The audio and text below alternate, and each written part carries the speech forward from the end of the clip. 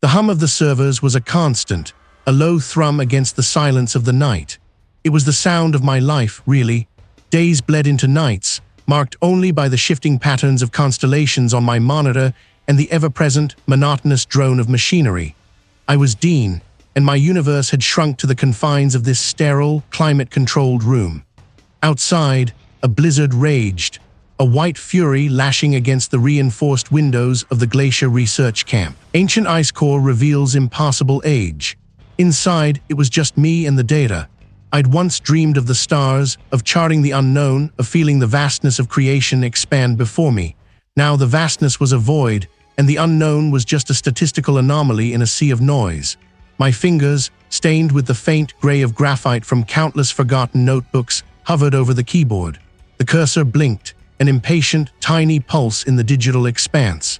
Another night. Another sweep of the radio telescope's data feeds. Nothing. The universe, it seemed, had run out of surprises. I took a long, slow sip of lukewarm coffee, the bitter taste a familiar companion.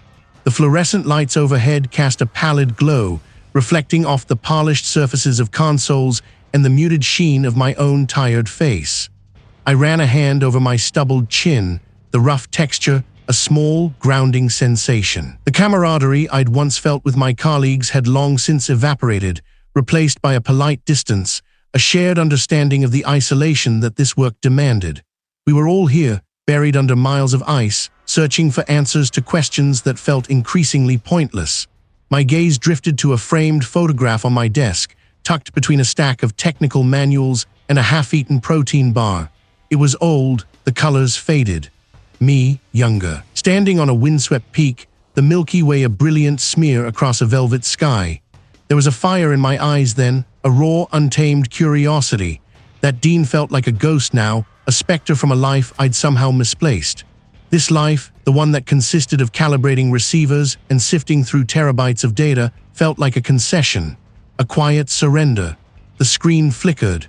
My hand, mid-reach for another sip of coffee, froze. It wasn't the usual flutter of interference, not the brief burst of cosmic background radiation that always registered as a faint tremor in the readings.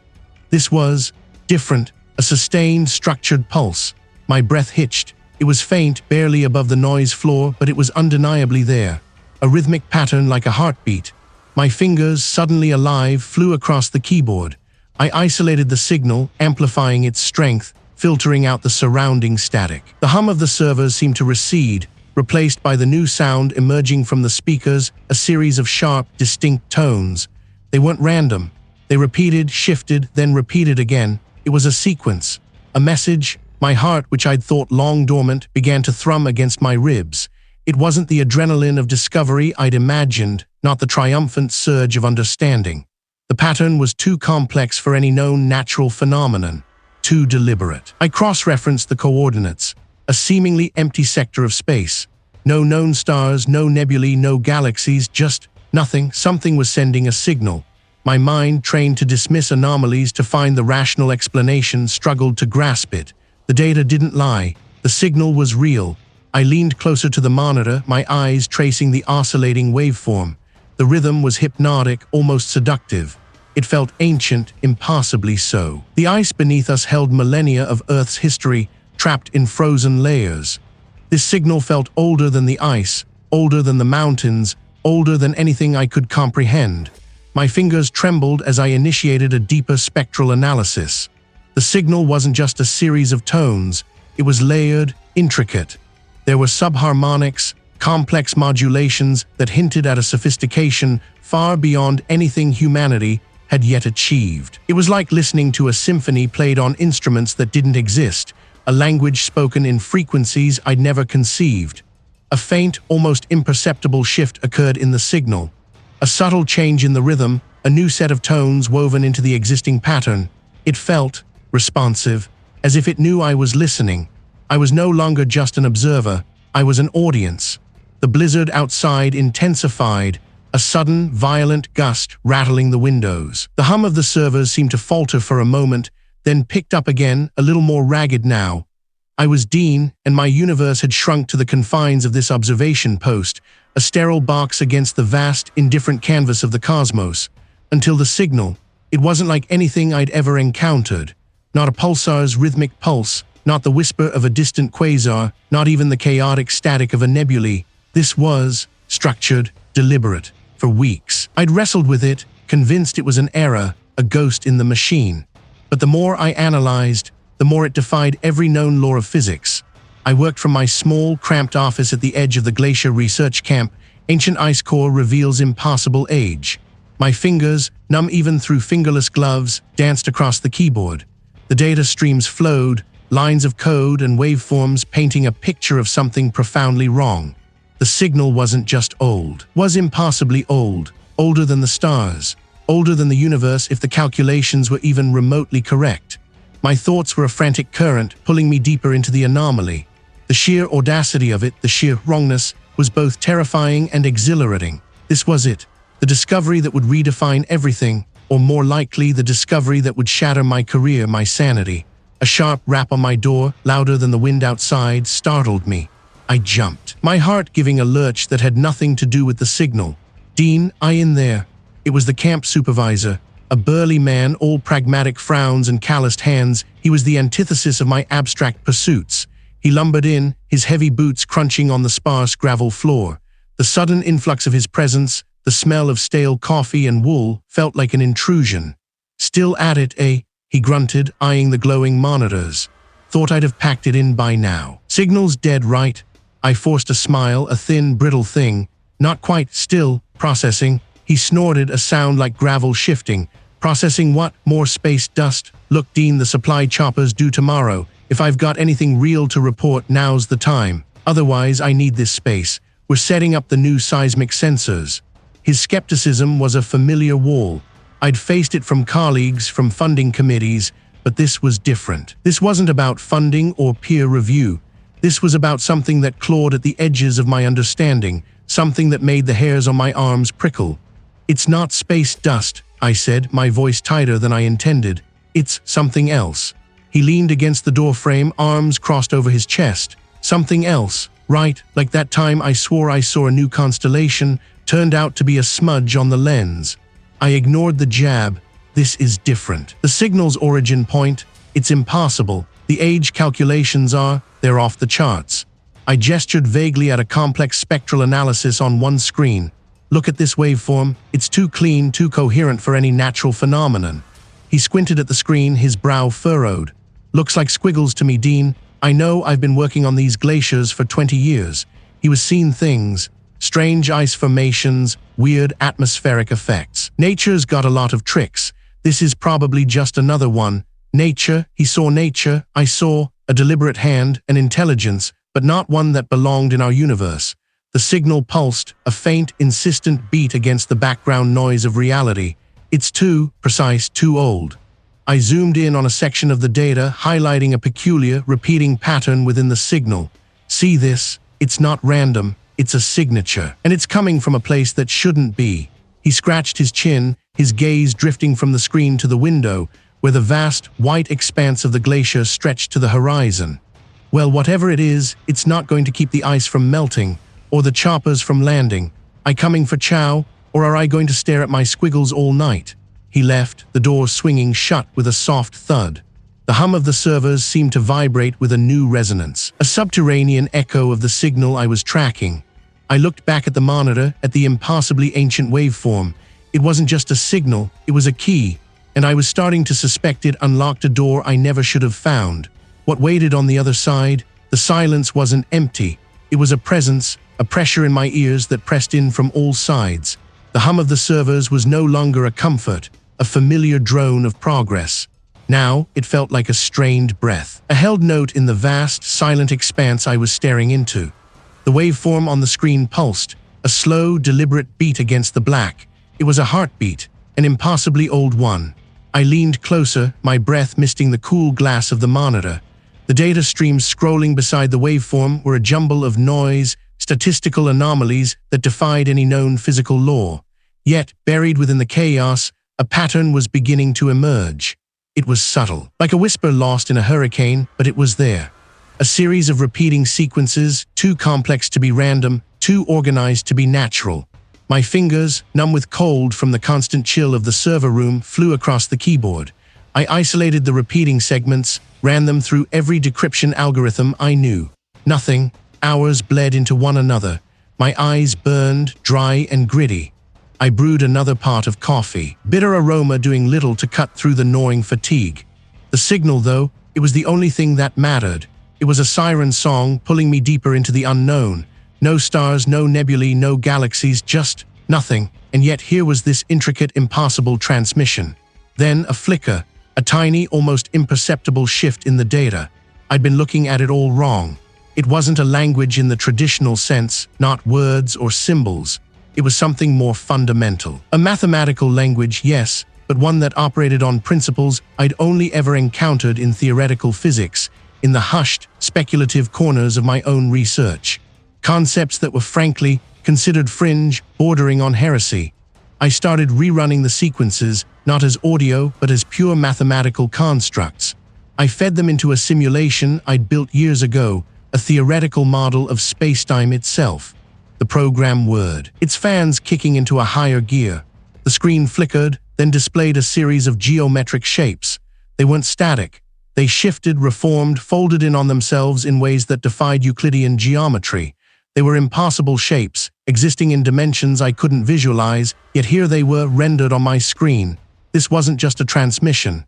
It was a blueprint, a design, but for what? My hands started to tremble. I pushed away from the console, needing space, needing air that didn't smell of ozone and stale coffee. I walked to the reinforced window of the research station, looking out at the vast, indifferent expanse of ice. The aurora borealis danced in the sky, streaks of emerald and violet, beautiful and terrifying. It felt like a veil, a thin, shimmering curtain that hid something immense and ancient. The signal. It wasn't just originating from that empty sector. It was that sector. Or rather, it was the reason that sector was empty. The data was describing a process, a kind of unmaking, a localized unraveling of reality. The geometric shapes on my screen were the stages, the steps in this cosmic demolition. A sudden, sharp crack echoed from outside, followed by the groan of shifting ice. The entire research station shuddered. My heart, which I'd been trying to keep steady, gave a violent lurch. I stared at the monitor, at the impossible geometry. It was no longer just a theoretical exercise. It was happening. Somewhere something was actively erasing. I remembered the ice core samples. The Glacier Research Camp ancient ice core reveals impossible age. We'd pulled them up from kilometers deep, layers of compressed snow and ice, each one a record of millennia.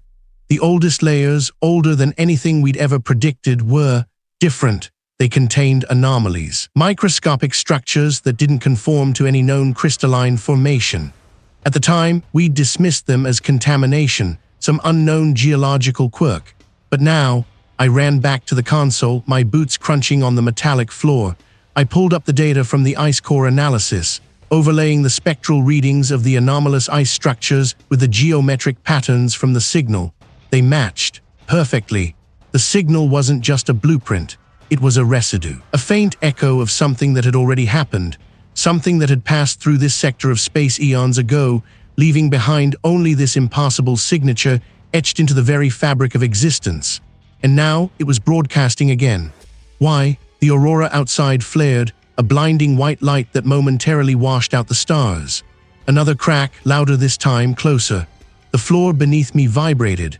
The waveform on the screen pulsed, faster now, more insistent. Was it a warning, or was it an invitation? What was it trying to show me? The hum of the generators was a low thrum beneath my boots, a familiar sound that usually soothed me. Now it felt like a frantic pulse, mirroring the one hammering against my ribs. The ice core data, laid out on the holographic display, shimmered with impossible clarity. Not just a blueprint, I'd thought. A record. A blueprint and a record. The geometric patterns of the signal, stark and alien, were etched into the very structure of the ancient ice, as if the ice itself had been formed around them. My fingers traced the glowing lines on the display. This ice was millennia old, ancient beyond reckoning, pulled from a depth where time felt like a forgotten concept. And within it, this signature, this impossible geometry. It wasn't a communication. It was a scar. A sudden gust of wind howled outside the reinforced walls of the main dome. It wasn't the usual biting wind of the Antarctic plateau. This was a shriek, a tearing sound that seemed to claw at the metal structure. The lights flickered, casting long, dancing shadows that warped the familiar equipment into monstrous shapes. My breath hitched. I told myself it was just the storm, another fierce blizzard rolling in. But the prickling on my skin, the instinctual urge to cower, told a different story. I looked back at the data. The spectral analysis of the ice formations showed anomalies that defied known crystallography. They were too perfect, too ordered, like microscopic architecture built by a hand that understood physics in ways we couldn't even begin to grasp. The signal had been a key, a way to unlock the secrets held within this frozen tomb. But what was it unlocking? The air in the dome grew colder, a biting chill that seeped through my insulated suit. My teeth began to chatter, a nervous reaction I couldn't control. I could see my breath misting in front of me, even here inside. The temperature gauge on the wall showed a steady, if frigid, reading, but it felt wrong. I remembered the signal's frequency, a low, resonant thrum that had vibrated through my own bones when I first isolated it. It hadn't just been sound, it had been a physical sensation, a deep, unsettling resonance. Now I felt it again, a faint tremor running through the floor, through the very air I breathed. It was subtle, almost imperceptible, but it was there. A deep, guttural hum that seemed to come from everywhere and nowhere. My eyes darted to the viewport, the thick, reinforced glass that usually offered a stark, beautiful panorama of the ice fields. Tonight, it was a swirling vortex of white. It wasn't just the absence of light. It was an active negation, a hole punched through reality. It pulsed, and with each pulse, the low hum intensified. My hands trembled as I reached for the communication panel. I needed to report this. To the base, to anyone, but what would I say? That the ice holds impossible blueprints? That the storm outside is a manifestation of, what? A phantom signal? The geometrical patterns on the display began to shift, to ripple. They weren't static anymore. They were moving, rearranging themselves, coalescing into something new, something recognizable. It was a shape, a form, but not one I could place. It was too complex, too many intersecting planes, too many impossible angles. A sound escaped my lips, a strangled gasp. The hum intensified, and I felt a pressure building behind my eyes, a dull ache that promised to split my skull. I could feel it seeping into my thoughts, making them sluggish, heavy. The geometric patterns on the display coalesced further, and I saw it. Not a blueprint, not just a record. It was a map of something vast, something that existed in dimensions I couldn't conceive. And the signal was the key to navigating it, or perhaps the key to being drawn into it. The generator's hum faltered, then died. The only light came from the display, and it was showing me something that was now impossibly, terrifyingly real. The geometrical patterns were no longer just on the screen. They pulsed with an inner light, a light that seemed to drain the color from everything around it. My heart hammered a frantic, desperate rhythm. I backed away from the console, my boots skidding on the suddenly slick floor. The ice core data was no longer just data. It was a gateway, and something was stepping through. What was this ancient architect, and why had it chosen to imprint its design onto the oldest ice on Earth? A map, and not of stars, of time. The patterns within the ancient ice, stretching back eons beyond any geological record, were too regular, too deliberate. They spoke of an intelligence, an architect. My fingers traced the glowing lines, cold and numb despite the warmth of the control room at the Glacier Research Camp. Ancient ice core reveals impossible age. Each anomaly I'd flagged, each statistical outlier I'd initially dismissed as sensor noise, now screamed its significance. This wasn't just about a signal from a dead sector. This was about why that sector was dead, and what had killed it. I needed more. The data here was overwhelming, a deluge of information that I was only beginning to parse, but it wasn't enough to understand. It was like staring at a million alien hieroglyphs, recognizing patterns but grasping none of the meaning. I leaned closer, my breath misting the holographic projection. The sheer scale of the temporal distortions, etched into the very fabric of the ice, was starting to fray the edges of my sanity. I pushed away from the console, the sudden movement jarring. The air in the small room felt thick, heavy, like breathing through damp wool. I needed to get out to clear my head. But where could I go? This remote outpost, nestled in the heart of a frozen continent, was supposed to be a sanctuary from the noise of the world. Now, it felt like the epicenter of a cosmic tremor. My gaze fell on the old archival terminal in the corner, a relic from a previous expedition, largely ignored in favor of the cutting-edge equipment I'd brought with me. It was offline, its data banks offline, its purpose purely for historical records. But maybe it held something, forgotten logs, obscure theories, anything that might shed light on what I was seeing. My fingers fumbled with the access panel. The metal was cold, rough. I typed in keywords, my mind racing. Temporal anomalies, deep space signals, Precambrian radiation. Nothing. The search returned blank results, a digital shrug. Frustration gnawed at me, then a stray thought. What if it wasn't about what I was looking for, but how it was recorded? The signal I'd detected was faint, almost a whisper in the cosmic background. What if this entity, whatever it was, had been present long before my instruments could even register its existence? I tried a different approach. Geological impossibilities, extinction events, unexplained geological strata. The terminal word, a mournful sound that echoed the unease settling in my gut, and then a hit. A single entry buried deep within a scanned, handwritten log from a geologist decades ago. The text was fragmented, barely legible.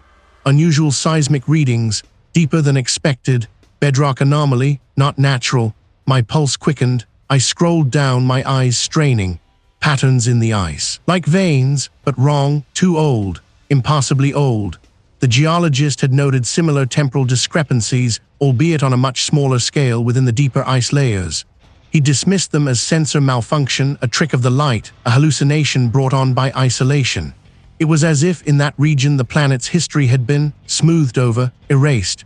My hands trembled. This wasn't just a signal, it was a presence. And it had been here in this solar system for an unimaginable length of time. The ice core wasn't just a record of Earth's past, it was a record of its violation. I remembered a colleague, an eccentric historian of science I'd once known. He specialized in forgotten theories, fringe scientific papers that had been ridiculed and discarded.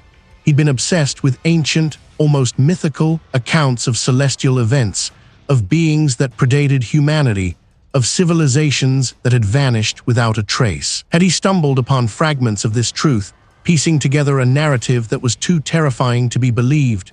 His research had been dismissed as pseudoscience, his reputation ruined. But what if he hadn't been mad? What if he'd been prescient? I needed to find his work, to see if his ramblings held any connection to the impossible patterns frozen in the ice. But his last known address was a remote cabin in the Pacific Northwest, long abandoned. And his personal archives. No one knew where they were. The hum of the generators seemed to falter, the lights flickering for a brief, disquieting moment. Had I just woken something up?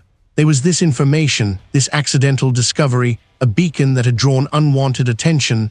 I looked back at the holographic display, at the impossible lines etched into the ice. The patterns seemed to shift, to writhe, as if imbued with a nascent, malevolent life. Was it a prison? A tomb, or something far more insidious, a seed waiting to sprout?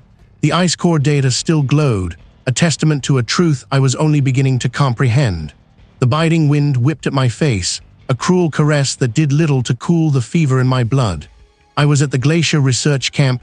Ancient ice core reveals impossible age, a place that should have been a sanctuary of science, a bastion against the creeping dread. Instead, it felt like the precipice of an abyss. The air here was thin, sharp, and carried the metallic tang of frozen blood. Or perhaps that was just my imagination, a phantom scent born of sleepless nights and the gnawing certainty that I was no longer alone. The samples, that's what brought me here. The previous occupant, the one they'd called mad, had left behind cryptic notes, fragmented data logs that hinted at something buried deep, something impossibly old. He'd been obsessed with the ice, with its pristine, undisturbed record of time. I'd followed his breadcrumbs, each one leading me further into a labyrinth of his deteriorating sanity and my own escalating fear. The ice core itself was a marvel, a cylinder of compressed history stretching back epochs. It was what was in it, not fossils, not trapped air, something else, something that pulsed. I held the sample under the harsh glare of the portable lamp. It looked like frozen water, impossibly clear, but within its depths, faint. Geometric patterns swirled. They weren't crystalline structures, they were deliberate, and they shifted, slowly, imperceptibly, like the slow unfurling of a cosmic flower. The previous occupant had called it the seed. He'd believed it was a dormant fragment of whatever was broadcasting the signal. A key. A low hum began to fill the small, insulated dome of the research station. It wasn't a mechanical sound. It vibrated in my teeth, in my bones. It was a velvety, suffocating presence. My breath hitched. Its beam cut a shaky path through the gloom, illuminating the swirling patterns in the ice core with renewed intensity. They were moving faster now. The hum intensified, a discordant symphony of frequencies that scraped against my sanity. Outside, the wind shrieked, but it sounded different now, layered with something else. I could feel it, a pressure building, not just in the air, but in my mind. Thoughts that weren't my own began to surface. Alien concepts, vast and indifferent. The previous occupant's ravings echoed in my memory, his warnings about the unraveling. My fingers traced the surface of the ice core. The geometric patterns within were now a riot of impassable angles, shifting and reforming with a sickening fluidity. The hum was a physical force now, pushing against my eardrums, threatening to rupture them. I remembered the previous occupant's final, scrawled note. It wakes when it sees itself. Sees itself? What did that even mean? I looked at the ice core, at the impassable patterns within, and then I looked at my own reflection in the polished surface of the lamp. Was it looking at me? Was I the reflection it sought? A sharp crack echoed through the dome, and then another. The ice core itself was beginning to fracture, not from temperature, but from an internal pressure. Shards of impassable geometry, sharp and glittering, began to fall onto the metal table. As they struck, the hum spiked, a deafening crescendo that stole my breath. They spoke of hunger, of emptiness, of an age before time. My heart hammered against my ribs, a frantic drumbeat against the encroaching madness. I had to do something. The previous occupant had tried to contain it, to study it, and it had broken him.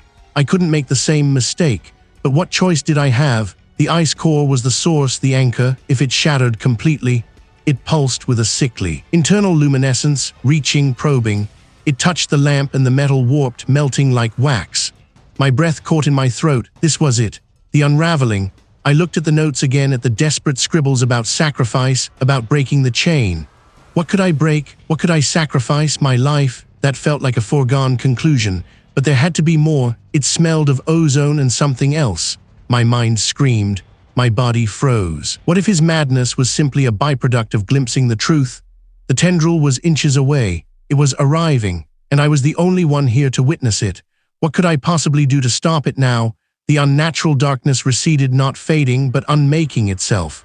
The lamp, a twisted husk of warped metal, dripped a viscous, black fluid onto the ice. It hissed, a sound like 1,000 tiny whispers dying. The air in the small research station, usually crisp and biting, now hung thick and cloying, carrying a faint, metallic tang that scraped the back of my throat. I looked at my notes, the ink smeared where my sweat had fallen. Despair, I'd written, a pathetic understatement. The ice core, still visible through the shattered observation window, seemed to pulse with a faint, residual luminescence. The age of the ice, measured in millions, then billions, then unfathomable eons, suddenly felt like a naive approximation. This thing. It predated time. My boots crunched on frost as I pushed myself away from the table. I had to get out. I had to get away, but where? The vast white expanse outside offered no sanctuary, only more of the same crushing indifference that had birthed this anomaly. I reached for my comms unit, my fingers fumbling with the controls. Static, just the endless, empty hiss of the universe. I tried again, cycling through frequencies, desperation clawing at my throat. Nothing. I was alone, truly, utterly alone. The wind howled outside, a mournful dirge that seemed to mock my efforts. It rattled the corrugated metal walls of the station, each gust a phantom limb trying to pry its way in. I found myself staring at the ice core again. It was no longer just a scientific curiosity. It was a tomb, a prison, a gateway, and I had just hammered on the door. My mind raced, trying to piece together what I had seen, what I had done. The equations, the theories, they all dissolved into meaningless scribbles in the face of that encroaching non-existence. The sheer scale of it was paralyzing. It wasn't just an entity, it was a fundamental error in reality, a tear that had been patched over for eons, and I had just ripped it open wider. I remembered the feeling, that profound sense of being observed before the tendril had even appeared. It wasn't a conscious observation, more like the awareness of a predator sensing prey. And I, in my arrogant pursuit of knowledge, had presented myself. The lamp, the notes, the very act of trying to understand had been the invitation. The light or lack thereof from the ice core seemed to be intensifying, a subtle throbbing that I felt more than saw. It was like a slow, cosmic heartbeat, a rhythm that was profoundly wrong. I needed to document this. I needed to warn someone, but how? Who would believe me? They'd send a team, of course. A recovery team. And what would they find? A broken man babbling about impossibilities. Or worse, they'd find nothing, the station just another empty shell in the vastness, the ice core inert, its secret preserved. My gaze fell upon the scattered pages of my research. They seemed so quaint now, so utterly insufficient. I had sought answers, and instead I had found a question that could swallow the universe. The metallic tang in the air grew stronger, acrid, and suffocating. I gagged, stumbling towards the small, reinforced door of the station. I had to get outside, even into the biting wind. Anything was better than this suffocating stillness, this palpable sense of wrongness. As my hand reached for the heavy locking mechanism, a faint scraping sound echoed from within the ice core. It was slow, deliberate, like something shifting, waking. My blood, which had been thrumming with adrenaline, now felt like ice water in my veins. I froze, my fingers inches from the door handle. The scraping stopped. Then a new sound, a low hum vibrating not through the air, but through the very ice itself. It grew in intensity, a resonant frequency that made my teeth ache. The ice core began to crack, not small fissures, but wide, jagged lines that spread with alarming speed. It pooled on the surface of the ice, then began to flow, defying gravity, creeping towards the observation window. My breath hitched. I could feel its presence, a vast, ancient intelligence that regarded me with an indifference that was more terrifying than any malice. It was not coming for me, not directly. It was simply expanding, and I was in its path. I turned, my eyes wide, scanning the small space for any means of escape. The comms unit lay silent. The door was still locked. The only way out was the way I had come, back into the frozen wasteland. Did I have enough time to even make it to the snowmobile? I looked down at the ice core samples, now scattered across the floor of the auxiliary lab at the Glacier Research Camp. Ancient ice core reveals impossible age. The hum, it had stopped. That low, resonant thrum that had vibrated through the very rock of this place, through the ice, through me, it was gone. Silence descended, thick and suffocating. My breath hitched in my throat. I was alone, truly alone, in this frozen tomb. The air, once heavy with the scent of ozone and something acrid, now carried only the sharp, clean bite of glacial frost. But it felt wrong, like a clean slate that had been scrubbed too hard, revealing something underneath. I pushed myself up, my muscles screaming in protest. My gaze swept the room, taking in the overturned tables, the scattered equipment, the frozen sweat on the metal surfaces.